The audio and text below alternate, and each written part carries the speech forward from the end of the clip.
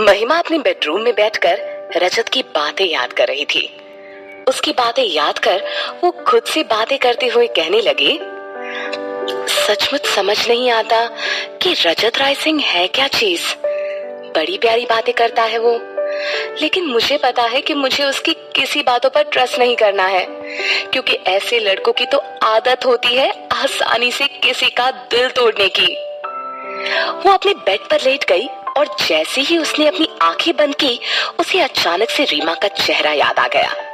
ना जाने क्यों कोई रिश्ता ना होते हुए भी उनके साथ उसका एक अजीब सा रिश्ता बन गया था। सिर्फ एक ही मुलाकात में रीमा और महिमा एक दूसरे को अपना मानने लगे थे। उधर रजत जैसे ही अपने घर पहुंचा, उसने देखा कि अमित और रीमा ड्राइंग रूम में बैठकर उसका वेट कर रहे थे। उसके आते ही अमित छोटे बच्चों की तरह भागकर उसके पास पहुंचा और बोला, भाई, माँ ने मुझे सब बता दिया है, भाभी ने हाँ कह दी। ये कहते हुए वो खुश होकर उसके गले लग गया। आखिर उसकी ख्वाहिश जो पूरी होने वाली थी। रजत उसके लिए उसकी भाभी चलाने वाला था। रजत ने उसे जोर से पकड़कर हक किया और कहा, छोटे, मुझे भी यकीन नहीं हो रहा कि महिमा ने मुझे हाँ कह दी। वो सोफे पर आकर बैठ गया। वहां रीमा भी बैठी हुई थी। आज वो भी खुशी के मारे फूली नहीं समा रही थी, क्योंकि रजत ने भी उसकी पसंद की लड़की को ही पसंद किया था। लेकिन फिर भी झूठ मूठ का गुस्सा करते हुए उन्होंने कहा, क्यों अमित, हमसे तुम्हारे बड़े भैया ने बातें छुपाई है? तुम्हें नहीं लगता क्या हमें गुस्सा होने का हक है? उनकी एक्टिंग समझकर अमित अपनी माँ के पास आकर बैठ गया और उन्हें गले लगाकर बोला, हाँ माँ, बिल्कुल आपका हक है, और शाबाशी तो आपको अपने इस छोटे बेटे को देनी चाहिए, वरना आपका बड़ा बेटा तो भाभी के साथ हाय हेलो ही करता रह जाता। रजत भी उठकर उनकी दूसरी ओर आकर बैठ गया और उसने भी उनके गले पर हाथ डालते हुए कहा, माँ, वैसे आप ये बताइए, आप चौपाटी में करारी टिक्की चाट और खट्टे मीठे गुपचुप क्यों खाती है? आपको डॉक्टर ने ये सब खाने को मना किया है ना? इस पर रीमा हंस पड़ी और कहने लगी, आज मुझे ऐसा लग रहा है माता रानी ने बगैर मांगे ही मेरी सारी इच्छा पूरी कर दी। ये कहते हुए उन्होंने अपने दोनों बेटों को अपने गले लगा लिया।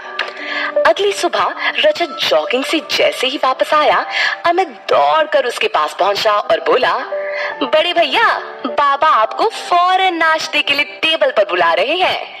उसकी बात सुन वो अपनी ट्रैक सूट की ओर इशारा करते हुए कहने लगा, छोटे, बस 5 मिनट में चेंज करके आया। लेकिन अमित कहाँ मानने वाला था। उसने उसका हाथ पकड़कर और खींचकर टेबल की तरफ लेकर जाने लगा और बोला, कहा ना भैया, पापा ने तुरंत बुलाया है। उसकी बात सुन वो हैरान होते हुए कहने लगा, क्या बात है छोटे?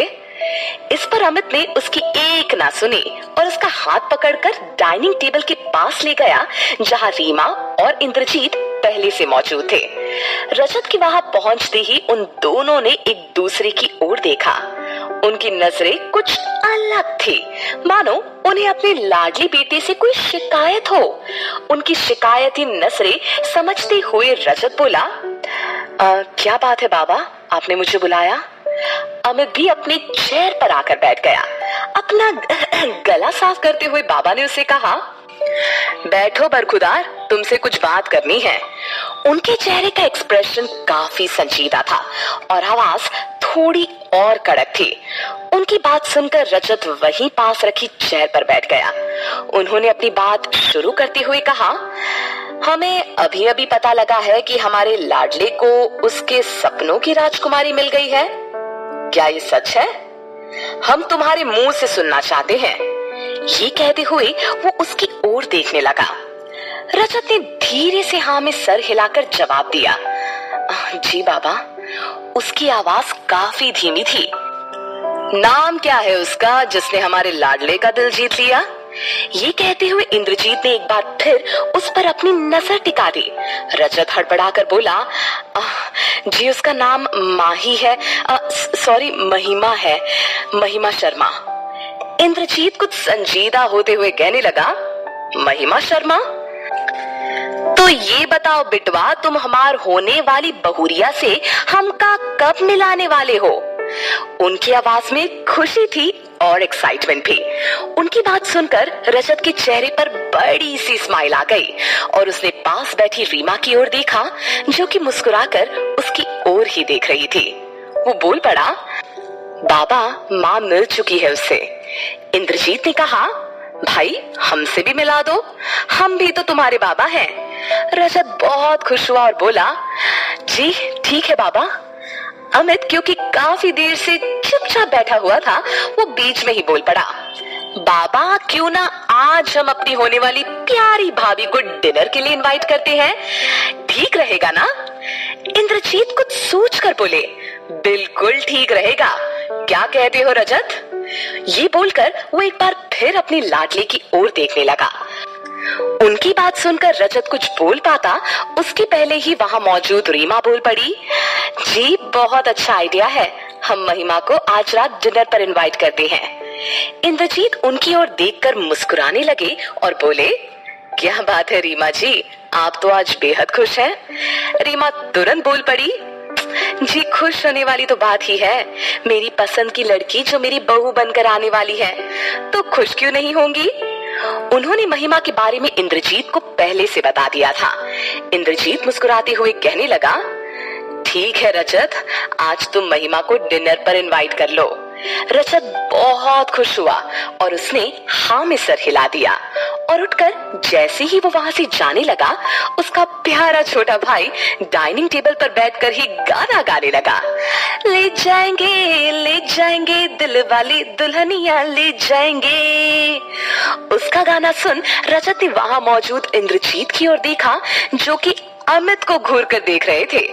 अमित की नजर जैसे ही उन पर पड़ी, वो डिसिप्लिन स्टूडेंट की तरह चुपचाप बैठ गया, जैसे उसने कुछ किया ही ना हो। उसकी चुप होते ही इंद्रजीत ने स्माइल किया और वहां से उठकर चले गए। उनके जाते ही वो एक बार फिर टेबल बजाते हुए रजत को छेड़ने लगा, ले जाएंगे दिल वाले दुल्हनिया ले जाएंगे, रह जाएंगे दुनिया वाले देखते रह जाएंगे। वहां मौजूद रीमा भी बहुत खुश होकर मुस्कुरा रही थी। वो मुस्कुराते हुए इंद्रजीत के गले लग गई और कहने लगी, मैं बहुत किस्मत वाली हूँ कि मुझे आपके जैसा इतना प्यार करने वाला हमसफर मिला। बस ऐसा ही हमसफर मुझे महिमा में अपने बेटे के लिए नजर आता है। इंद्रजीत ने स्माइल कर दिया और कोई जवाब नहीं दिया। दूसरी ओर महिमा टाइम पर अपने ऑफिस पहुंच चुकी थी और अपने कैबिन में बैठकर कुछ काम करने में बिजी थी। इसी दौरान उसका मोबाइल बजा। फोन अदिति का था। उसका फोन देखते ही वो खुद से बात करती हुई कहने लगी, जरूर मुझसे कल के बारे में बात करेगी। ये कहते हुए उसने जैसे ही फोन रिसीव किया, उसकी प्यारी सहेली का पहला सवाल आया, जिंदा हो? उस पर वो हंसती हुई कहने लगी, हाँ अभी तक तो। फिर उसने सेकंड क्वेश्चन किया, फिर तुमने मुझे फोन क्यों नहीं किया? मैं जानना चाहती हूँ कि रजत राय सिंह जैसे बिलियनियर की रोमांटिक डेट कैसी रही होगी। उसकी बात सुन महिमा कुछ सोचने लगी। एक पल के लिए उसकी नजरों में रजत के साथ बिताए पल घूमने लगे। वो अपने ख्यालों में गुम हो ही रही थी कि इसी दौरान अदिति ने शिकायती लहजे में कहा, मानते हैं इश्क का रोग बुरा होता है, लेकिन यार कम से कम अपने बचपन की दोस्त को तो तुझे याद रखना चाहिए, अपनी फीलिंग शेयर करनी चाहिए थी ना। इस पर महिमा ने हंसते हुए रिप्लाई किया, हाँ बाबा, मैं खुद आज तुझे फोन करने वाली थी, लेकिन इसके पहले ही तूने मुझे फोन कर दिया। अच्छा चल, मैं तुझे फ्री होकर कॉल करूंगी। अदिति बच्चों की तरह जिद करती हुई कहने लगी, नहीं आज ही और अभी ही सारी बातें जाननी है कि रजत और तेरे बीच में क्या हुआ, क्या बातें हुई, तूने क्या कहा, उसने क्या कहा, ऑल इन ऑल जल्दी जल्दी बता। उसकी बात सुनकर महिमा हंस पड़ी और कहने लगी, रजत राय सिंह के प्यार करने का अंदाज भी कुछ अलग ही है। उसकी सहेली उसे छेड़ती हुई कहने लगी, ओए होए क्या बात है। महिमा हंसती हुई बोली, उसने मुझे शादी के लिए प्रपोज किया है। उसकी बात सुनते ही अदिति का रिप्लाई आया, फिर तूने क्या कहा? इस पर महिमा ने उसे सारी बात बता दी। उसकी बात खत्म होते ही अदिति का जवाब आया, तूने बिल्कुल ठीक किया, क्योंकि राज जैसा अच्छा लड़का हमारी लाइफ में सिर्फ एक बार आता है। उसकी बात सुन महिमा ने कुछ सोचकर जवाब दिया, अब खुश? अब मैंने तुझे सारी बात बता दी। अभी चल, मैं फोन रखती हूँ, तुझे बाद में कॉल करूंगी, बाय। ये बोल उसने फोन कट कर दिया। फोन कट करने के बाद वो खुद से बात करते हुए कहने लगी, सही कहा इसी तूने, राज जैसा लड़का जिंदगी में सिर्फ एक ही बार आता है। और फिर वो अपने काम में लग गई। दूसरी ओर रजत भी ऑफिस पहुंच चुका था और हमेशा की तरह एक बार फिर उसने लैपटॉप स्क्रीन पर अपनी नजरें डाली, जिस पर उसकी ड्रीम गर्ल उसे नजर नहीं आई, क्योंकि उसकी ड्रीम गर्ल को उसका पर्सनल कैबिन जो मिल चुका था। उसने खुद से बात करते हुए कहा, मैं माही को कॉल करता हूँ। उसने उसे कॉल किया और उसके फोन रिसीव करते ही कहा, क्या कर रही हो माही? इस पर उसका जवाब आया, जी मैं काम कर रही थी। रजत ने आगे पूछा, आज शाम तुम क्या कर रही हो? महिमा बोली, कुछ खास नहीं, बताओ क्या बात है? कुछ सोचते हुए उसने उससे कहा, आज शाम को तुम रेडी रहना, मैं तुम्हें तुम्हारे घर से पिक करने आऊंगा। एक्चुअली बाबा ने आज तुम्हें डिनर के लिए इनवाइट किया है। उसकी बात सुनकर वो कुछ और रिप्लाई दे पाती, इसके पहले ही रजत बोला, देखो माही, परेशान होने की बात नहीं है, मेरे माँ बाबा बहुत अच्छे हैं। आई एम श्योर तुम भी उनसे मिलकर बहुत खुश होगी। माँ से तो तुम्हारी मुलाकात हो ही चुकी है, बस मेरे बाबा भी वैसे ही हैं। उसकी बात सुन महिमा मुस्कुराती हुई बोली, ठीक है, हम चलेंगे, बाय। रजत ने भी बाय बोलकर फोन कट कर दिया। अपना फोन कट करने के बाद वो अपनी चेयर पर रिलैक्स होकर बैठ गया और उसे बार बार माही का ही ख्याल आ रहा था। दूसरी ओर ऑफिस में महिमा अब भी अपने काम में बिजी थी। इसी दौरान उसकी नजर अपने हाथ में पहने घड़ी पर पड़ी और उसने खुद से बात करते हुए कहा, ओह माय गॉड, आज मुझे काम करते हुए कितना लेट हो गया, शाम के 7:30 बज चुके हैं, अभी निकलना होगा। वो अपने कैबिन से बाहर निकली और ऑफिस की पार्किंग एरिया में पहुंची, जहां उसकी स्कूटी हमेशा की तरह पार्क थी। वहां उसे रजत भी मिल गया, जो कि उसके आने का ही वेट कर रहा था। उसे सामने देखकर महिमा स्माइल करती हुई कहने लगी, राज, तुम अब तक घर नहीं गए? रजत ने नहीं में सर हिला दिया और जवाब दिया, तुम्हें देखे बगैर कैसे चला जाता? आज मेरा दिन कितनी मुश्किल से निकला है तुम्हें देखे बगैर। उसकी बात सुन महिमा ने स्माइल कर दिया और कोई जवाब नहीं दिया। उसने अपनी बात कंटिन्यू करते हुए कहा, तुम खुश तो हो ना माही? उसकी आवाज में एक संजीदगी थी। उसकी बात सुनकर महिमा ने उसकी नजरों में देखकर कहा, ऐसे क्यों बोल रहे हो? मैं तो बहुत खुश हूँ। रजत ने उसकी ओर देखकर कहा, और मैं भी बहुत खुश हूँ।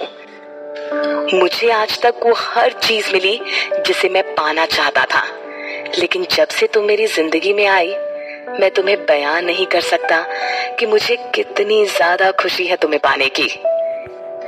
महिमा ने उसकी ओर देखकर टॉपिक चेंज कर,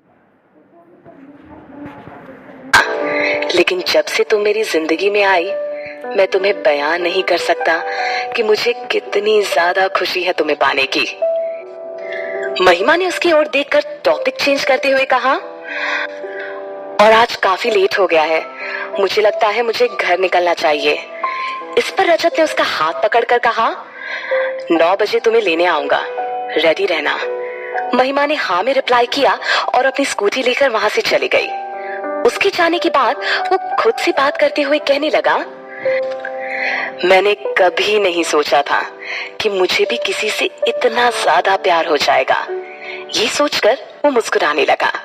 वो उसके बारे में सोचकर खुश हो ही रहा था कि इसी दौरान वहां निशान पहुंच गया और उसको अकेले स्माइल करते देख मन में सोचने लगा, सर अकेले खड़े होकर मुस्कुरा रहे हैं